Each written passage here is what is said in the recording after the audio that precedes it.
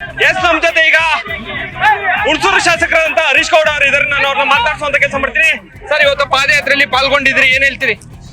ಇವತ್ತು ಪಾದಯಾತ್ರೆ ಏನು ನಮ್ಮ ಯುವ ನಾಯಕರಾದಂಥ ನಿಖಿಲ್ ಕುಮಾರಸ್ವಾಮಿ ಅವರು ಹಲವಾರು ದಿವಸಗಳಿಂದ ಬಿಡದಿ ಟೌನ್ಶಿಪ್ ವಿರುದ್ಧವಾಗಿ ಹೋರಾಟವನ್ನು ಮಾಡ್ತಾ ಇದ್ದಾರೆ. ರೈತರ ಪರವಾಗಿ ಹೋರಾಟವನ್ನು ಮಾಡ್ತಾ ಇದ್ದಾರೆ. ಈ ದಿನ ದೇವೇಗೌಡ ಅಪ್ಪಾಜಿಯವರ ಆಶೀರ್ವಾದದಲ್ಲಿ ಕುಮಾರಣ್ಣ ಅವರು, ನಿಖಿಲ್ ಕುಮಾರಸ್ವಾಮಿ ಅವರ ನೇತೃತ್ವದಲ್ಲಿ ನಾವೆಲ್ಲರೂ ಸಹ ಈ ಒಂದು ಪ್ರತಿಭಟನೆಯಲ್ಲಿ ಸಾವಿರಾರು ಜನ ಭಾಗವಹಿಸಿದ್ದಾರೆ. ಇಲ್ಲಿರ್ತಕ್ಕಂಥದ್ದು ಇಷ್ಟೇ, ರೈತರಿಗೆ ಯಾವುದೇ ಕಾರಣಕ್ಕೂ ಅನ್ಯಾಯ ಆಗಲಿಕ್ಕೆ ಬಿಡೋದಿಲ್ಲ. ನಮ್ಮ ಪಕ್ಷದ ಸಿದ್ಧಾಂತ ರೈತರನ್ನ ಉಳಿಸ್ತಕ್ಕಂಥದ್ದು, ರೈತರ ಪರವಾಗಿ ಹೋರಾಟ ಮಾಡ್ತಕ್ಕಂಥದ್ದು, ಅದನ್ನ ಪ್ರತಿಭಟನೆ ಮಾಡ್ತಾ ಇದ್ದೀವಿ.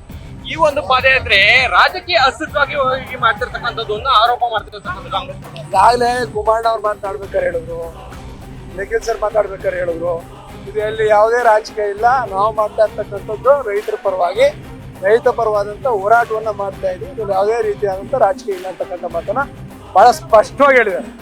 ಇದ್ರ ಜೊತೆಗೆ JDS ನ ರಾಜ್ಯಾಧ್ಯಕ್ಷರನ್ನಾಗಿ ನಿಖಿಲ್ ಕುಮಾರಸ್ವಾಮಿ ಅವರನ್ನ ಮಾಡ್ಲಿಕ್ಕಾಗಿ ಇಂತ ಒಂದು ಪಾದಯಾತ್ರೆಗಳನ್ನ ಹಮ್ಮಿಕೊಡ್ತಾ ಇದ್ದಾರೆ JDS ನವರು ಅನ್ನೋ ಒಂದು ಆರೋಪ. ನೋಡಿ, ಈ ಪಾದಯಾತ್ರೆಗೂ ನಿಖಿಲ್ ಸರ್ ಅವರು ಈ ಪಕ್ಷದ ರಾಜ್ಯಾಧ್ಯಕ್ಷ ಆಗ್ಲಿಕ್ಕೂ ಯಾವುದೇ ರೀತಿಯಾದಂಥ ಸಂಬಂಧ ಇಲ್ಲ. ಇಲ್ಲಿ ನಿಖಿಲ್ ಕುಮಾರಸ್ವಾಮಿ ಅವರು ಹೋರಾಟವನ್ನು ರೂಪಿಸಿರ್ತಕ್ಕಂಥದ್ದು ರೈತರ ಪರವಾಗಿ ಅಷ್ಟೇ. ಮತ್ತೊಮ್ಮೆ ಸ್ಪಷ್ಟವಾಗಿ ಹೇಳಕ್ ಬಯಸ್ತೀನಿ, ಇದರಲ್ಲಿ ಯಾವುದೇ ರೀತಿಯಾದಂಥ ರಾಜಕಾರಣ ಇಲ್ಲ.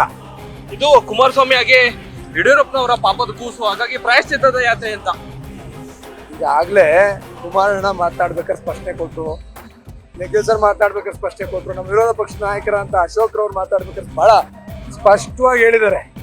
ಯಾರ್ಯಾರ ಕಾಲದಲ್ಲಿ ಏನೇನಾಗಿದೆ, ಸತ್ಯ ಶೋಧನಾ ಸಮಿತಿ 2006 ಏನು ಕಾಂಗ್ರೆಸ್ನವ್ರು ರಚನೆ ಮಾಡಿದ್ರು, ಆ ರಿಪೋರ್ಟ್ ಏನಿದೆ ಎಲ್ಲವನ್ನೂ ಸಹ ಸವಿವರವಾಗಿ ಕುಮಾರಣ್ಣ ಅವರು, ನಿಖಿಲ್ ಸರ್ ಅವರು ಹೇಳಿದ್ದಾರೆ.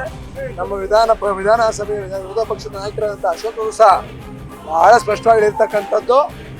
ಇದು ಕುಮಾರಣ್ಣ ಅವರ ಕಾಲದಲ್ಲಿ ಕುಮಾರಣ್ಣ ಅವರು ನೇರವಾಗಿ ಹೇಳಿದ್ರು, ಅಧಿವೇಶನದಲ್ಲಿ ನಾನು ಈ ಯೋಜನೆಯನ್ನ ಕೈ ಬಿಟ್ಟಿದ್ದೀನಿ ಅಂತಕ್ಕಂಥ ಘೋಷಣೆನ 2006 ಮಾಡಿದ್ದಾರೆ. ಇದ್ರ ಜೊತೆಗೆ ಸರ್, ಕಡೆಯದಾಗಿ ಈ ಒಂದು ಪಾದಯಾತ್ರೆ ಮಾಡ್ತಾ ಇದ್ರಿ, ಇದಕ್ಕೂ ಮುಂಚೆ ದೇವೇಗೌಡರು ಕೂಡ ಒಂದು ಸರ್ಕಾರಕ್ಕೆ ಪತ್ರವನ್ನ ಬರೀತಾರೆ. ಆ ಒಂದು ಪತ್ರಕ್ಕೂ ಕೂಡ ಮನ್ನಣೆ ಸಿಗ್ಲಿಲ್ಲ. ಈ ಪಾದಯಾತ್ರೆ ಮನ್ನಣೆ ಸಿಗುತ್ತಾ ಅಂತ? ಈಗ ಸಾಮಾನ್ಯ ದೇವೇಗೌಡ ಅಪ್ಪಾಜಿ ಅವರು ಪತ್ರ ಬರೆದ ನಂತರ, ಸತ್ಯಾಗ್ರಹವನ್ನ ಮಾಡ್ತೀನಿ ಅಂದ ನಂತರ ಅದ್ಯಾವುದೋ ಸಮಿತಿ ಮಾಡ್ತೀವಿ ಅಂತಕ್ಕಂಥ ವಿಚಾರವನ್ನು ಹೇಳಿದ್ರು. ಅದೇ ಸಾಕಲ್ವಾ?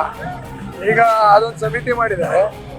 ಈ ಹೋರಾಟ ನಾವು ವಿಧಾನಸೌಧ ತಲುಪುವರೆಗೂ ಸಹ ಬಿಡೋದಿಲ್ಲ. ವಿಧಾನಸಭೆಯಲ್ಲೂ ಸಹ ನಾವೇನು ವಿರೋಧ ಪಕ್ಷಗಳಾಗಿ JDS ಮತ್ತು BJP ಒಟ್ಟಾಗಿ ಇದ್ರ ವಿರುದ್ಧವಾಗಿ ಹೋರಾಟನ ಮಾಡ್ತೀವಿ. ಇಷ್ಟು ಶಾಸಕ ಹರೀಶ್ ಗೌಡ ಅವರ ಮಾತಾಗಿರ್ತಕ್ಕಂಥ ಕ್ಯಾಮ್ರಾಮನ್ ಅವಿರಾಜ್ ಜೊತೆ Mohan, news first Bidadi. News first ನಿರ್ಭೀತಿಯಿಂದ ನಿಮ್ಮ ಪರವಾಗಿ.